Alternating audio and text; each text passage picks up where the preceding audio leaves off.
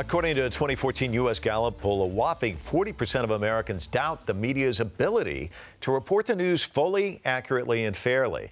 That's an all-time low in trust level. The same poll found that many Americans are also skeptical of the media's willingness to accurately and adequately represent women and minorities. So how well does the media fare when it comes to covering issues of race and civil rights? What role does the media play in shaping public discourse about race relations? Joining us now with their takes on these questions are Dr. Darnell Hunt, director of the UCLA Ralph Bunche Center for African American Studies, and assistant director, Dr. Ana-Christina Ramon.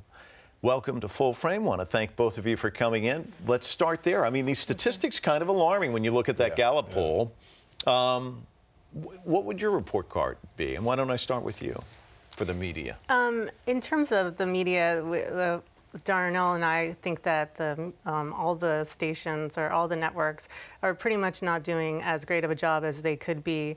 With the 24-hour news cycle, they really do tend to focus on sensationalism. And so it's not the type of journalism that, you would hope. Darnell, I guess you say the same thing, huh?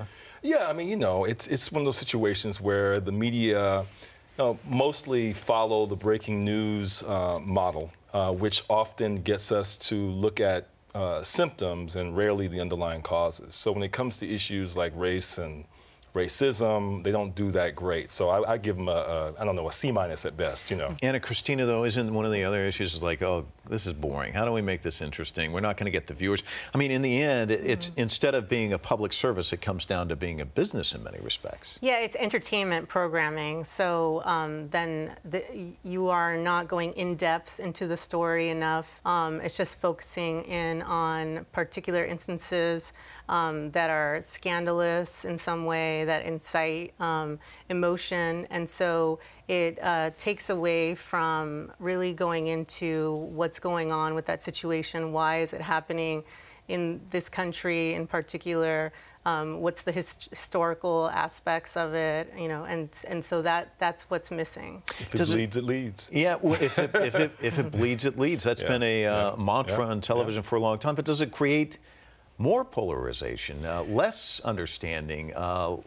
I mean, what's the overall takeaway? Well, I would argue that it does. I mean, I've written a number of research projects dealing with media coverage of issues like race. And often, by not looking at the underlying causes, you have a tendency of blaming the victims for their own plight in many cases.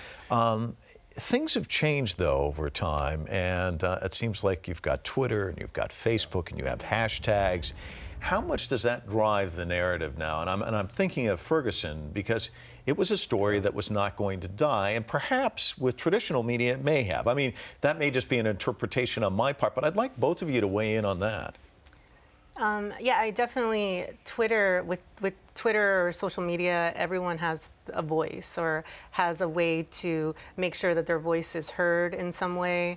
Obviously, you have to drum up support and get a lot of followers on Twitter or Facebook to make sure that there are others hearing you. But that is an opportunity that is different from the way it was decades ago, where now just anybody from their computer can have their opinion heard, and that definitely does affect social movements.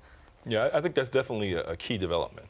And there are people studying that now, trying to make sense of, is this a game changer? How have things changed because of that? I think we're in a period where we have access to more alternative narratives that kind of go beyond what the mainstream news narratives, are giving us.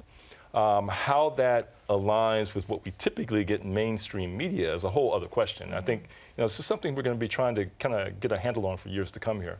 How does the media, and then you look at Hollywood, how does that determine, or what kind of influence does it have on race relations or the conversation itself? Well, I mean, I guess I can start with this one. Race is one of those factors in society that's so ubiquitous. It's kind of hard to even know where to point or what areas to kind of look at, because, of course, it kind of permeates everything.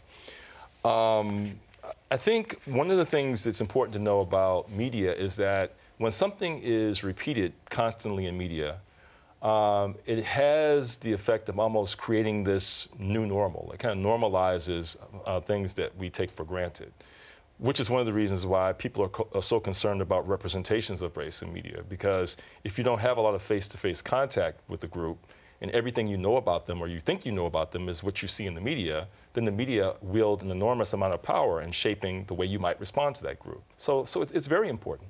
You just released this 2015 Diversity in Hollywood report, and we want to show the graph. Walk us through the key findings as we look at this, because it's it's fascinating. You look at all these numbers. What are we looking at? Tell us what we're seeing. Well, Dr. Ramon can certainly help us here. I mean, right now we're looking at a graph, I believe, which is trying to depict the relationship between diversity and the bottom line. And I think for global box office. This is global box office. I don't have my glasses on. Oh, okay. In any event, the takeaway here is that diversity does, in fact, sell. What we found was that films that were from 21 to 30% minority in terms of their overall cast, on average, had the highest box office. Well, that's pretty amazing, particularly when you consider that most films aren't very diverse at all. So you would think that if diversity is related to higher box office and the industry is in business to make money, that they would be making more films that were diverse. But they're not. And so part of what we tried to look at in this study is the disconnect between this bottom line reality and the reality behind the camera and in front of the camera, where diversity actually is not all that prevalent. I'll throw this out to both of you. We'll end here. What do we need in terms of a game changer? What would change the landscape?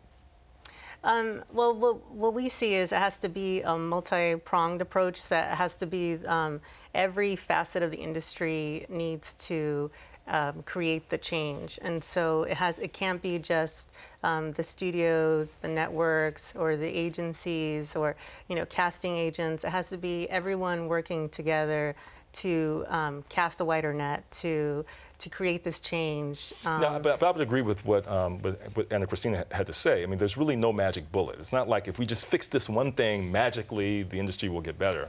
It's a combination of things that have to be dealt with on every level.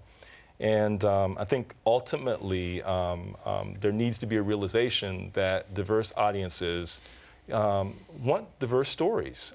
They want stories that resonate with their experiences, stories that will probably benefit from having diverse voices and perspectives in the writer's room, for example, when these stories are generated.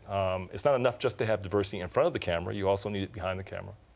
Well, thank you both for coming in. I suspect it's going to take a while for them to kind of move along, so you have a lot to write about in the years and days and years to come. Thank you so much. Really appreciate it. Coming up next, this week's Full Frame Close-Up.